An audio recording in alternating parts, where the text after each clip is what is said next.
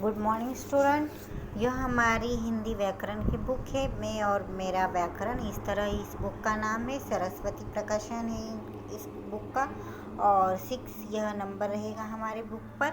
और इस रंग की यह बुक है, तो अगर आपके पास ओल्ड भी होगी तो चलेगा, क्योंकि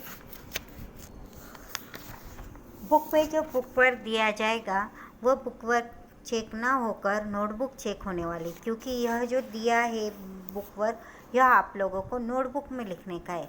अगर आपके पास ओल्ड बुक हो, पुरानी बुक हो और यह फिलअप किया हो तो नो प्रॉब्लम, आपको नोटबुक में लिखने का है। मैडम नोटबुक चेक करने वाली है। ओके, तो हमारा व्याकरण का पहला आज लेसन है भाषा विचार, मतलब फेरोलॉजी। भाषा विचार मतलब क्या? हम आपस में बातें करते हैं, हम हमारे घर परिवार में, स्कूल में, बाहर हम बातें करते हैं। वह हमारी कोई एक प्रकार की भाषा होती, किसी की हिंदी, किसी की मराठी, उर्दू, फारसी, उर्दू, मारवाड़ी, पंजाबी, इस तरह के अलग अलग भाषाएं होती हैं। तो भाषा क्या होती है? भाषा वह साधन है, वह माध्यम है जिसके द्वारा मनुष्य अपने भावों एवं विचारों का आदान प्रदान करता है, इनपुट आउटपुट करता है। भाषा के 2 रूप है, देखो, मौखिक और लिखित। मौखिक मतलब बोलना और लिखित मतलब लिखना। तो मौखिक और लिखित यह भाषा के 2 रूप है। और मौखिक भाषा मतलब बोलने पर जो हम सुनते हैं वह मौखिक भाषा होती है, और लिखित भाषा मतलब लिखने के बाद हम जो पढ़ते हैं वह लिखित भाषा होती है। तो भाषा के इस प्रकार 4 कौशल होते हैं। तो भाषा के कौशल कौन से? सुनना, बोलना, लिखना और पढ़ना। ओके, बहुत ही मतलब यह हम शॉर्टकट में देखेंगे, क्योंकि हमने 5th स्टैंडर्ड में भी इसको पढ़ा था। तो मनुष्य पहले ध्वनियों, संकेतों द्वारा अपनी बात एक दूसरे तक पहुंचाता था। स्टोन एज मैन क्या करते थे? मतलब अलग अलग प्रकार के आवाज़ निकालते थे, ध्वनि निकालते थे, और वह ध्वनि फिर पहचान के होने के बाद उन ध्वनि को, संकेतों की भाषा थी उनकी। बाद में उस ध्वनि को लिखित रूप दिया गया। तो भाषा का प्रयोग केवल मनुष्य ही किया करते हैं, पशु पक्षी नहीं करते। पशु पक्षियों की ध्वनियाँ होती है, आवाज़ होते हैं, विविध प्रकार की उनकी आवाज़ बोली कहलाती है। मातृभाषा क्या होती है? जो हम हमारे घर परिवार में बड़ों से सीखते हैं वह होती है हमारी मातृभाषा। और बोली भाषा का सीमित क्षेत्र है। सीमित मतलब बोलने, मतलब कम विभाग में बोली जाने वाली भाषा होती है बोली।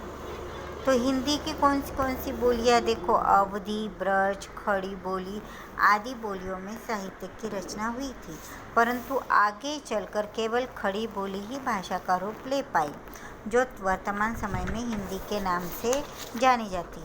तो खड़ी बोली यह हिंदी की एक बोली है, और वह ही बोली अभी ज़्यादा प्रचलित है। बोली के बाद आता है राष्ट्रभाषा और राजभाषा का क्रम। राष्ट्रभाषा हमारी हिंदी है, यह आप सभी जानते हो, और राजभाषा भी हमारी हिंदी ही है, सरकारी कार्यालयों में कामकाज के लिए उपयोग में लाने वाली। तो हिंदी के विषय में देखो, यहाँ पर दिया है हमारे कॉन्स्टिट्यूशन में, मतलब भारतीय संविधान के अनुच्छेद 343 के अंतर्गत 14 सितंबर 1949 को हिंदी को भारत की राष्ट्रभाषा के रूप में स्वीकृत किया गया, और इसी कारण 14 सितंबर भारत देश के लिए 14 सितंबर यह दिन प्रति वर्ष हिंदी दिवस के रूप में मनाया जाता है, और 10 जनवरी विश्व हिंदी दिवस के रूप में मनाया जाता है। तो देखो, यहाँ पर दिख रहा है आपको चित्रलिपि। तो ध्वनियों के बाद चित्रलिपि आ गई और चित्रलिपि के बहुत बाद अक्षर लिपि आ गई। तो लिपि क्या होती है? किसी भाषा की उच्चारित, मतलब हम जो बोलते, जो आवाज़ निकालते हैं, जो उच्चारण करते हैं, उन ध्वनियों को लिखने की विधि लिपि कहलाती है। तो देखो, विश्व में अनेक भाषाएं बोली जाती है, जैसे अंग्रेज़ी, जर्मन, जापानी, रूसी, फ्रांसीसी, उर्दू एक्सेट्रा, मतलब आदि। भारत में भी अलग अलग राज्यों में अलग अलग भाषाओं का प्रयोग होता है। भारत में बोली जाने वाली कुछ भाषाएं व उनकी लिपियाँ इस तरह है। तो हिंदी की देवनागरी, संस्कृत की देवनागरी, उसके बाद मराठी की देवनागरी, मतलब 4 भाषाओं की लिपि। नेपाली की भी क्या है? देवनागरी। तो और भारत देश में देखो, हिंदी की देवनागरी, संस्कृत की देवनागरी, बांग्ला यह लिपि पंजाबी की गुरुमुखी लिपि कहलाती है, और उर्दू की फारसी, अंग्रेज़ी की रोमन, तमिल की तमिल और तेलुगु की तेलुगु ही लिपि कहलाती है। तो भाषा के बाद व्याकरण क्या होता है, यह हम पढ़ेंगे। व्याकरण क्या है? व्याकरण वह शास्त्र है जिसके द्वारा किसी भाषा को शुद्ध रूप से बोलने, पढ़ने व लिखने के नियमों का ज्ञान हमें व्याकरण से होता है। नियम में लिखने का जो हमें ज्ञान, जो जानकारी मिलती है, वह कौन से विषय में मिलती है? तो वह व्याकरण में मिलती है। तो व्याकरण के 4 प्रकार होते हैं: वर्ण विचार, शब्द विचार, पद विचार और वाक्य विचार। तो आइए फिर से हम दोहराएंगे कि हम इस पाठ में क्या पढ़े हैं। इस पाठ में हम पढ़े हैं कि भाषा वह साधन है जिसके द्वारा मनुष्य अपने फीलिंग्स, अपनी थिंकिंग, भाव और विचारों का इनपुट आउटपुट करता है, मतलब आदान प्रदान करता है। और भाषा के 2 मुख्य रूप हैं, मौखिक तथा लिखित। इसी के साथ मौखिक रूप भाषा का प्राचीनतम, मतलब बहुत पुराना रूप है, और मुख द्वारा उच्चरित भाषा मौखिक भाषा होती है। उच्चरित ध्वनियों के लिखित रूप को लिखित भाषा कहते हैं, और लिखने की विधि को, लिखने की पद्धति को, ध्वनियों के लिखने की विधि को लिपि कहते हैं। भाषा के शुद्ध रूप का ज्ञान कराने वाला शास्त्र व्याकरण कहलाता है। हिंदी भारत की राजभाषा है।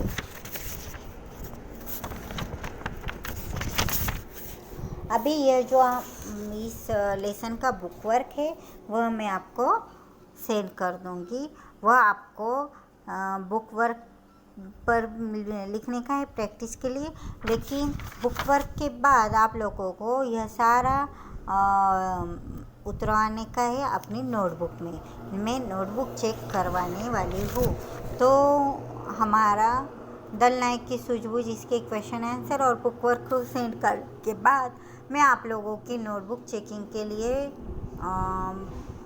बुलाऊंगी। ओके, अभी हमारा दूसरा लेसन है, देखो, वर्ण विचार। वर्ण विचार मतलब ऑर्थोग्राफी।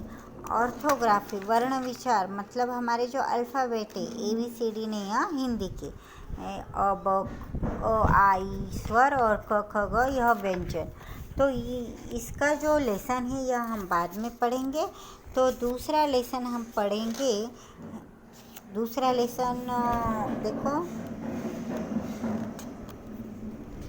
दूसरा लेसन वैसे बहुत बड़ा है, तो उसे हम बाद में पढ़ेंगे। तो तब तक आप लोगों ने, मैं दल नायक की सूझबूझ और इस फर्स्ट लेसन का व्याकरण का बुक वर्क सेंड करूँगी, तब तक आपको वह कंप्लीट करने का है। Okay, bye, thank you, take care.